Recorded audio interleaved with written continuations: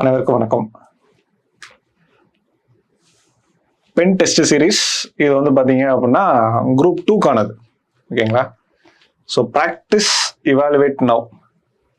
ஆக்சுவலாக டிஸ்கிரிப்டிவ் எக்ஸாமுக்கு பார்த்தீங்க அப்படின்னா நிறையா எழுதிக்கிட்டே இருக்கணும். ஓகேங்களா? நிறைய எழுதணும்.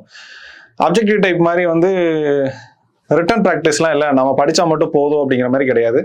பட் டிஸ்கிரிப்டிவ்க்கு நீங்கள் 50%, 30% படிங்கன்னா 70% எழுதி பார்க்கணும். ஸோ அதுதான் இங்கே முக்கியமானது. ஏன்னா ஹேண்ட் ரைட்டிங் நீட்டாக இருக்கணும், அலைன்மெண்ட்டை கொண்டு வரணும், ப்ரெசன்டேஷன் அழகாக இருக்கணும், கண்டென்ட் வைஸாக எழுதணும், கரெக்டாக கன்க்ளூஷனை ப்ரெசென்ட் பண்ணணும். இந்த மாதிரி சில க்ரைட்டீரியாலாம் இருக்குது. சரிங்களா? ஸோ நம்மளோட குரூப் 2 டெஸ்ட் சீரீஸ்க்கு பேர் வந்து pen test series practice evaluate now. ஓகேங்களா? ஸோ இதில் பார்த்தீங்கன்னா மொத்தம் எத்தனை டெஸ்ட் வச்சுருக்கிறாங்கன்னா 28 டெஸ்ட்டு. இதில் பார்த்தீங்கன்னா 300 மார்க்குக்கு நம்ம வந்து எழுதணும். 3 மணி நேரத்தில் எழுதணும்.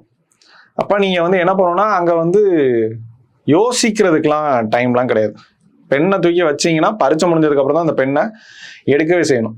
ஸோ அந்த அளவுக்கு உங்களுக்கு ஹெக்டிக்கான டைம், ரொம்ப ஹெக்டிக்கான டைமில் தான் என்ன பண்ணணும்னா எழுதணும். போன தடவை நடந்த மெயின்ஸ்லாம் பார்த்தீங்கன்னா பேப்பரே கொஞ்சம் ஏரியாவே பெருசாக இருந்துச்சு அப்படிங்கிற மாதிரி எல்லாம் சொன்னாங்க.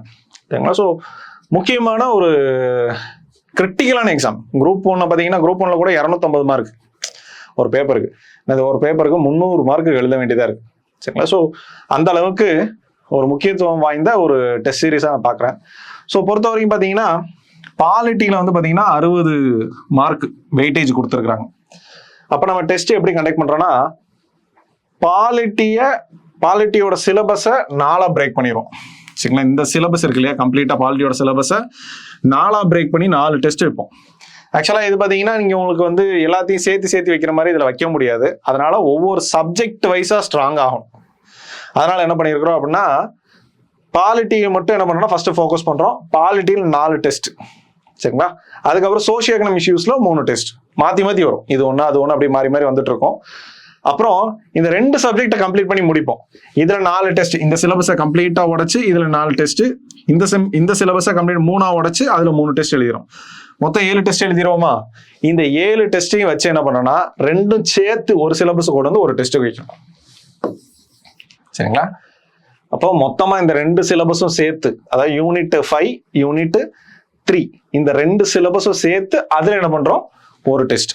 அதுக்கப்புறம் பாருங்க இதெல்லாம் முடிஞ்சதுக்கு அப்புறம் நீங்க அந்த 300 மார்க் இருக்கக்கூடிய ஏரியால மேஜர் வெயிட்டேஜ் என்ன பண்ணிடுறோம் கவர் பண்ணிடுறோம். அடுத்து பாருங்க ஹிஸ்டரி, எக்கனாமிக்ஸ், ஜியாகிரபி இது எல்லாத்துக்குமே 40 மார்க். அப்ப என்ன பண்றோம் இந்த சிலபஸும் 3 உடைக்கிறோம், இந்த சிலபஸும் 3 உடைக்கிறோம், இந்த சிலபஸும் 3 உடைக்கிறோம், இந்த சிலபஸ் 3 உடைக்கிறோம். ஒவ்வொரு பிரேக்குக்கும் என்ன பண்றோம் ஒரு டெஸ்ட். அப்போ ஹிஸ்டரிக்கு ஒரு 3 டெஸ்ட், எக்கனாமிக்ஸ்க்கு ஒரு 3, ஜியாகிரபிக்கு ஒரு 3. சரிங்களா?